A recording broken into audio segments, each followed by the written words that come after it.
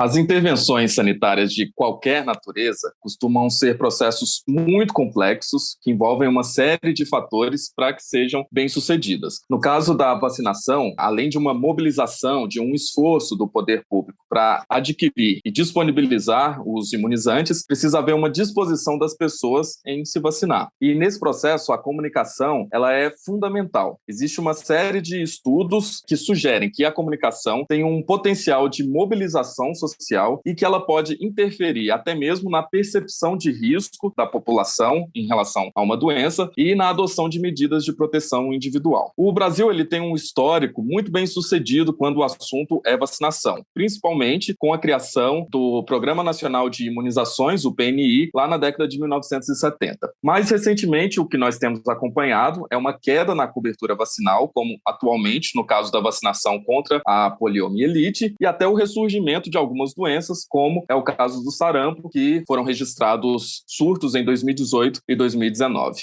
A pandemia de Covid-19 trouxe ainda mais complexidade para esse cenário, porque outras questões entraram em jogo, foram amplamente debatidas, por exemplo, a demora na compra de vacinas pelo governo federal e pelo discurso negacionista que pôs em xeque a eficácia das vacinas, muitas vezes esse discurso também reverberado pelo Executivo Federal. Então, isso nos motivou a fazer uma análise comparativa da cobertura jornalística sobre vacinas, ou seja, como as vacinas apareciam e eram abordadas pela imprensa antes da pandemia de Covid-19 e durante a pandemia de Covid-19.